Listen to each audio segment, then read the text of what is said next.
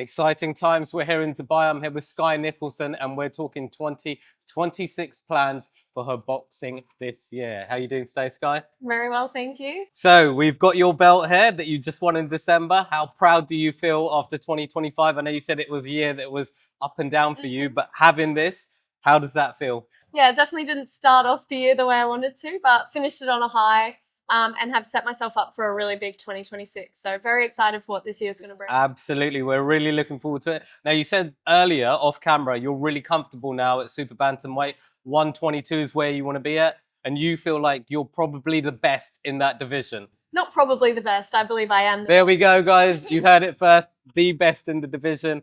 So 2026, you're looking to fight in May. What are the plans for this? I know you've Sam put yesterday on Instagram a little snippet of Daniel Dubois, and you was in there as well. So you've obviously got this coming up. It's going to be in Brisbane. Unofficially, yeah. Unofficially, okay. I'm waiting for the final details to be confirmed. We're really close to getting everything finalized now.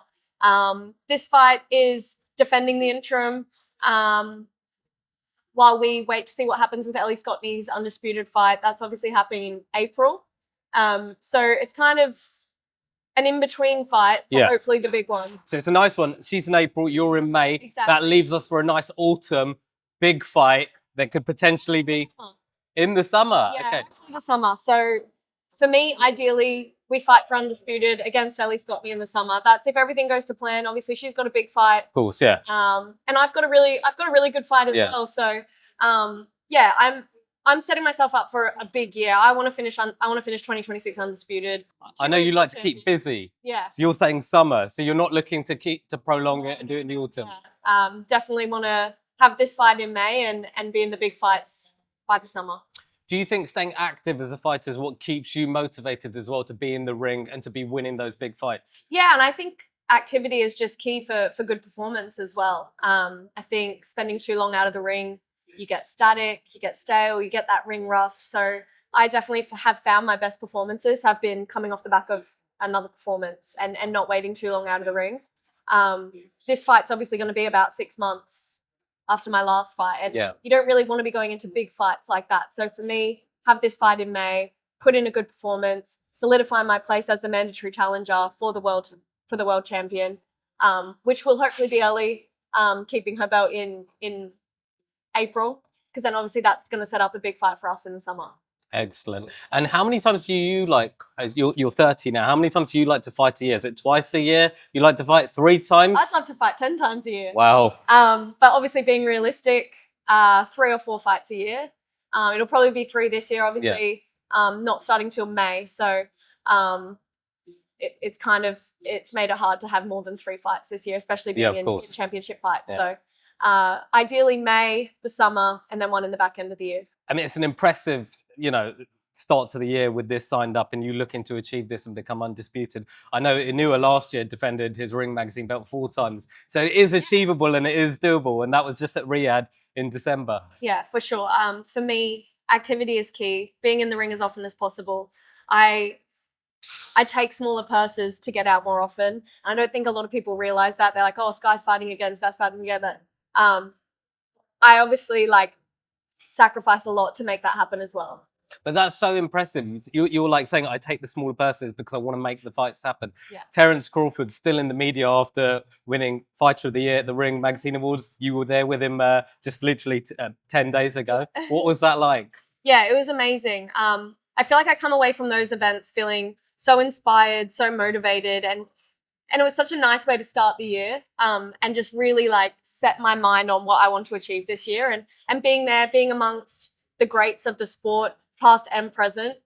It's truly special. Moments like that is what sets you up for manifesting your future. You are in a room full of greatness, aren't you? You're on stage there doing the photo shoot. You stood next to Alexander Usyk. Yeah. How cool is he? It's amazing, honestly. So many great characters as well. And I think it's so good for the sport to have nights like that. I feel like it's kind of been missing from boxing for a long time. And yeah, I feel like it's great. You bring world boxing together for a special night, a red carpet event. Yeah, I think it makes a big difference to the sport, and I'm glad they've started doing it. It is an amazing. What it's like watching the Oscars for boxing. Honestly, it looks amazing. Everyone looks so dressed up and so impressive. There's a really funny moment I saw with Carl Froch, who just posted this last week. He loves to do his Froch on fighting. Have you seen his channel a couple of times? No. So Carl Froch, obviously super middleweight champion from the UK, Nottingham. He loves to make videos as well. He's a bit of a YouTube blogger, and he was there filming. I think Canelo and him were having a chat, because obviously he's 168 and Canelo's 168. And I think you were walking past, and it was a really funny moment where you did this Leonardo DiCaprio moment at the Golden Globes, where you sort of walked into the shot and you went, oops, or something like that. And it's really funny. I'll show it to you off camera, but it's a really funny moment because you walked into the shot and you were like, oops. And it's the same thing when Lady Gaga brushed past Leonardo DiCaprio at the Golden Globes, and he was like, and I was like, that's hilarious. Someone needs to put that on. Edit that. Maybe we'll edit that into this interview. So we've got a training camp coming up for you soon. Yes. Obviously, you're gonna head back from Dubai into London. Yes. When are you looking to go over to London and start training camp? So we're going to start training camp here in Dubai. We're going to do the first 2 weeks out here, and then obviously the main block of training and sparring will take place at the iBox gym back in London, back in Bromley. Yeah. With my team, so I'm very excited for that. So training camp will start in the next couple of weeks, actually. So not long now. You're excited, yeah? Yeah, really excited. I've been training. I've been ticking over. I try to keep myself in good shape. So starting camp isn't a big stress to the body. And yeah, I'm really, really excited. Like obviously, like I said, like I don't like being out of the ring for too long. And this one has been a long one. Obviously, I've moved countries. I've been a busy girl. International woman of history. Of course, you are. You're everywhere. Like New York, London, Australia, Dubai, Riyadh. Like where are you not? Yeah. No, I know. So I have been really busy, and it has been a really busy few months in my personal life. So I'm really excited to just get back into that routine, back into camp, and really have a big 2026. I think it's going to be a great 2026. Thank you, Skye. Thank you.